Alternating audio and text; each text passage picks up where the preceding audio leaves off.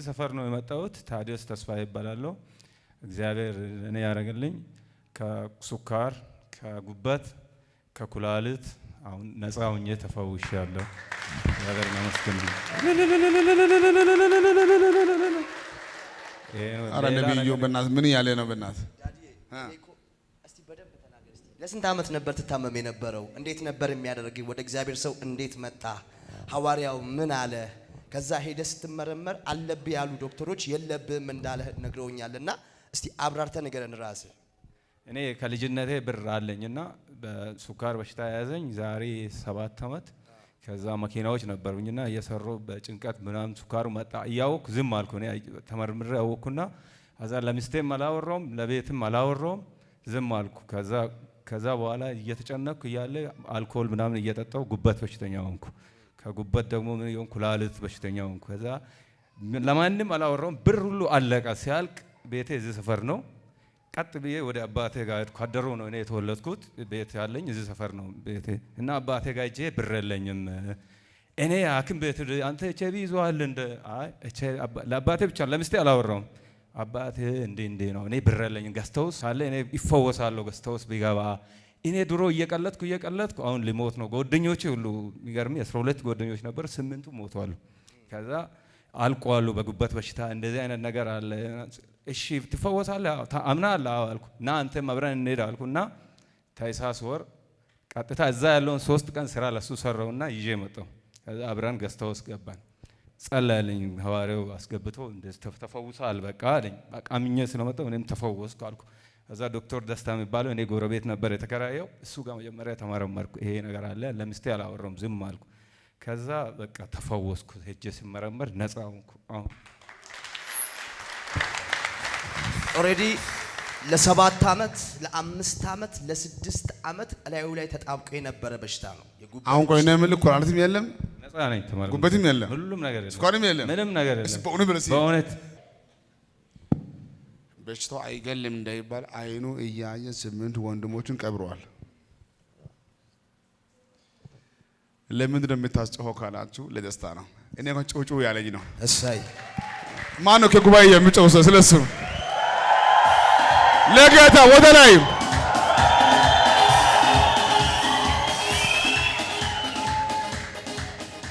ሃሌሉያ። በእውነት ያሳዝናል። መኪና አለኝ ገንዘብ አለኝ ሁሉ ካለቀ በኋላ ገዝታውስ የሚገባበትን 1000 ብር አጥቼ ቤት ሄጄ አባቴን ትላንትና መኪና ያለው ሰውዬ 1000 አጥቼ ይሄ ጥግ ደርሷል። ጉበት ኩላሊት ስኳር እንደዚህ አልነበርኩም። ኤችአይቪ አለብኝ እስከሚባል ድረስ ጌታ እኮ ዝም ካለ ጭንገፋው ኪሳራው ለቅሶ ሐዘኑ ሁሉ ይቀጥላል። ጌታ ግን በቃ ካለ ሁሉ ይቆማል። አሜን። ዛሬ ማታ በጌታ መንፈስ ሆኜ እንዲህ ልበላችሁ፣ በሽታ በቃ፣ አሜን። ኪሳራ በቃ፣ አሜን። መንከራተት በቃ፣ አሜን። ባዶ መሆን በቃ፣ አሜን። ድሃ መሆን በቃ፣ በቃ። እስቲ በኢየሱስም በቃ ብለሲ፣ በኢየሱስም በቃ። አንተ እንዴት ደስ ይላል ባካችሁ። ወንድማችን ወጣት ነው ቢሞት ያመናል።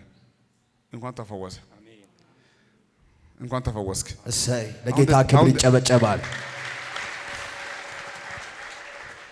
አሁን ደስተኛ ነህ? በተለይ ጉበት ኬዝ ጠላቶቻችሁ አይታመም። እኔ በየቦታ ስለምጸልይ ያውቃሉ። ስቃይ ከባድ ነው ባካችሁ።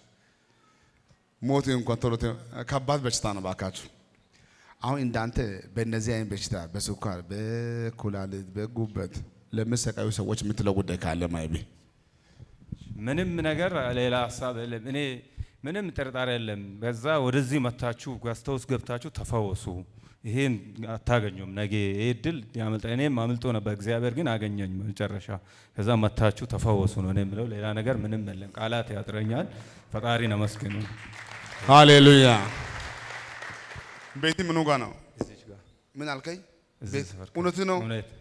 አካ እዚህ ቤት ሰው ሁሉ ይፈወሳል። እዚህ ሆነ የሚሰቃየው መኪናው እስከሚያልቅ እዚህ ነው ያለው። ገንዘብ እስከሚያልቅ እዚህ ነው ያለው። ስጋው እስከሚያልቅ እዚህ ነው ያለው። ትራንስፖርት አይፈልግ፣ ጊዜ አይፈልግ፣ እኛ እዚህ ሆነ የምናወራው እሱ ቤት ሆኖ ይሰማል። ግን እዚህ ግቢ ገብቶ አያውቅም። በመጨረሻ ግን እግዚአብሔር አሁንም አይምሮ ባይከፍት ኖሮ ይሞታል። ሀዳሮ ከመሄድ እዚህ ቢገባ ኖሮ እንደምታውቁ እኛ ጋር ሁሌ አምልኮ አለ። ጌስታውስ በፍላጎት እንጂ ጉባኤ ሁሌ አለ። እኔ ወንድማችሁ ብዙ አልከብድም። በመሃል ያለብኩ ጠጋ ብሎ እኮ ጸልይ ብሎ ይጸልያለሁ እኮ። ይሄ ሰው ገንዘብ አጥቶም አይደለም፣ ጊዜ አጥቶም አይደለም፣ ምንም አጥቶ አይደለም። ግን ደስ የሚለው ነገር አልሞተም። እሰይ ተርፏል። እሰይ አሾ ለሳንደ አሾ ድገም እስቲ አሾ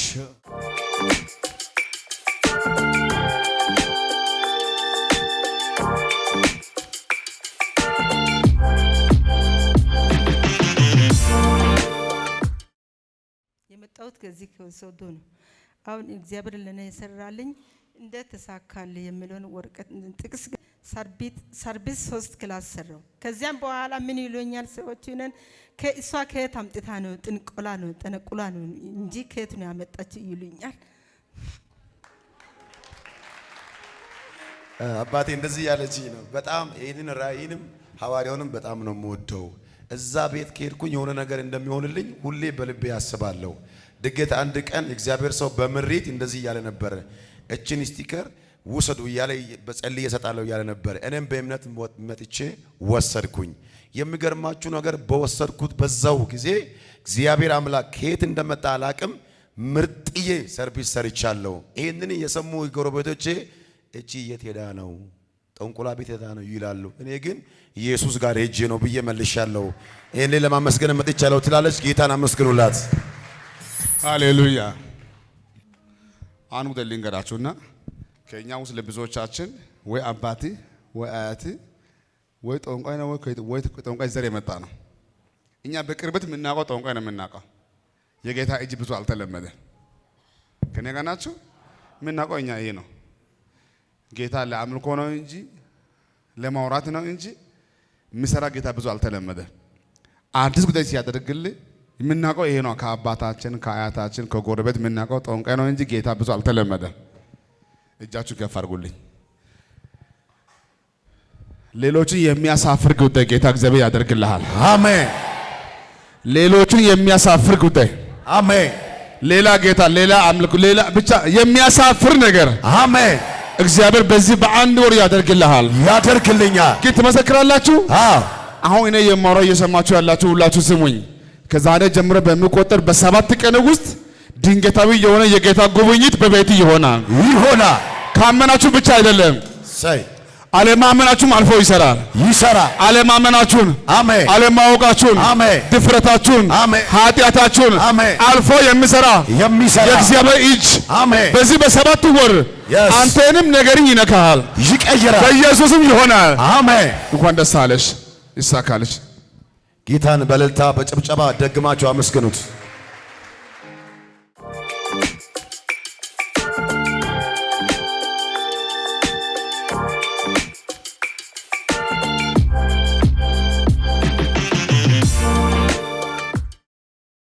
ስሜ እሸቱ ይልካ ይባላለሁ። የመጣሁት ከዚህ ከወላይታ ነው። ዳግም ወደዚህ መጥቼ በዚህ መድረክ ላይ መቆሜ መጀመሪያ እናንተ ቆማችሁ ሐዋርያው ስለሚያቅ ቆማችሁ እግዚአብሔርን ስለኔ አመስግኑ።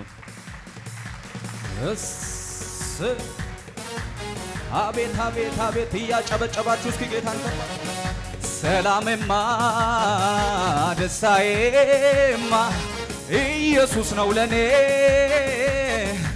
ምንም ነገር የማይተካ ነው የዘላለም። ለዚህ ያበቃኝ እግዚአብሔር ነው። ኢዮብ ነው ታሪኬ፣ እንደ ኢዮብ ነው። ሐዋርያው በደንብ ስለሚያውቅ እዚህም የሚያውቁ ሰዎች አሉ። እንዴት በእኔ ላይ ጠላት በኃይል ነው አዋጅ ያወጣው። ከ2015 ወዲህ 3 በሽታ ከዛ በላይም ሊሆን ይችላል፣ ስኳር፣ ጨጓራ እና ኩላሊት በእኔ ላይ በደንብ ነው እንግዲህ ጠላት ያወጀው። አዋጁም ከባድ ነበረ። በጣም ወፍራም ነበርኩ። በአንድ ሳምንት ውስጥ ነው ሰውነቴ እየከሳ መጣ። ከዛ በኋላ ሐዋርያው ጋር ገስት ሃውስ ገባው። ምንም ገንዘብም አልነበረኝም። በእውነት ና አለ። አለቀሰ ስለኔ። እንግዲያው አልቅሶ ወሰደ። ከዛ በኋላ ተንበርክኮ ስለኔ ጸለየ። ከጸለየ በኋላ ጨጓራ በጣም ከባድ ነበረ፣ ከሱካሪም በላይ ጨጓራ ከባድ ነበረ። ቆስሎ ውስጥ ምላስ አፈ እንዳለ ቆስሎ ነበረ። ምግብ አልበላም። ከዛ በኋላ ጸለየ። ምንም አትሞትም አለ። ክፉ ባንተ ላይ አይሰራም አለ። የሞትን አዋጅን ገለበጥኩ አለ። ሶስቱም በሽታ ነፃ ወጥቼ አሁን ዋናው ሞቶ ጭፍራዎቹን እግዚአብሔር በርሱ አሁንም ስለሚነቅል ለዚህ ምስጋና በቃው። እግዚአብሔርን ስለኔ አመስግኑ። ክብር ለኢየሱስ ይሁን። አሁን ሙሉ ለሙሉ ተፈውሰሃል። ከሁሉም በሽታ ነፃ ነኝ። አሁን ቆይ ነብዩ ወይዳዲ ና እዚህ ጋር ይሄ ወንድሜ ከእግሩም ይወፍራል። የምታውቁ ሰዎች አላችሁ? እስቲ የምታውቁ ሰዎች ቆሙ። ከነቢዩ እግሩም ይወፍራል። እኛ ጋር ወንድሜ እግሩም ስለሚወደውን ጭምር ነው። አሁን ለማሳየት እንዲመቸኝ ነው። የሰው ልጅ እንዲህ ሲሆን አይቼ አላውቅም። እርግጠኛ ነኝ ብዙዎቻችሁ ታውቃላችሁ። ረስታችሁ ነው። እሱ የራሱ እሸቱ ነው። ዛሬ መቆሙ ለኔ በቂ ነው።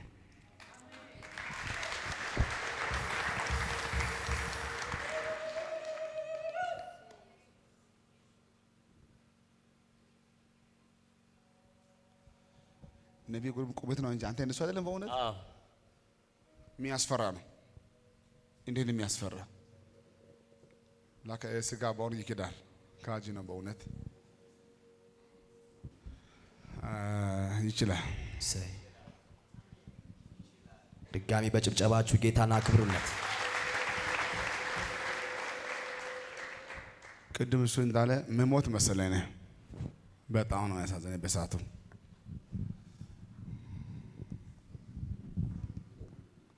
እንኳን ጌታ ረዳክ። አይዞህ ወንድሜ፣ አይዞህ።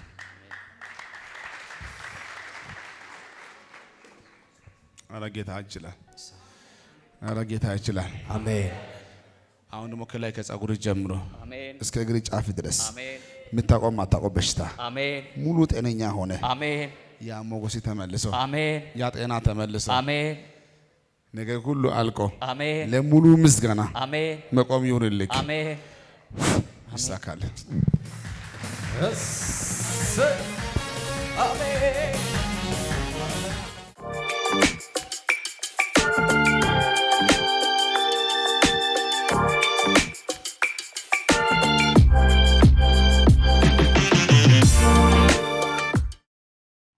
እኔ የመጣሁት ከዚህ ከወላይታ ሶዶ ነው የመጣሁት።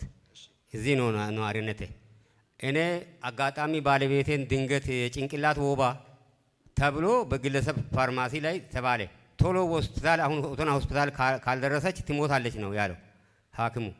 እንደዛ ሲል ኦቶና በዛ ባጃጅ ትወራጫለች። ምግብ አትበላም፣ አትጠጣም ለ3 ቀን። ያችን ይዤ ሄጄ እንደዛ ተብዬ ኦቶና ገባው። ኦቶና ብዙ አይነት በሽታ ወደ 5 የሚሆን በሽታ ነው እየጠሩ።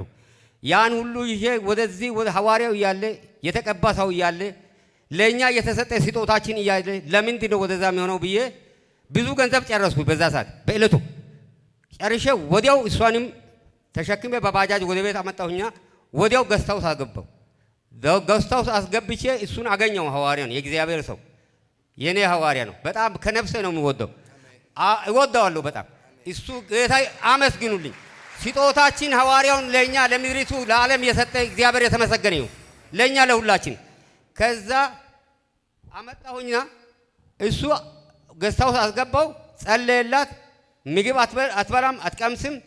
በቃ ስኳሩም ቢሆን ወዲያው ጠፋ። በእጇ በልታ ገበያም ሄዳ ውጪ ወጣ።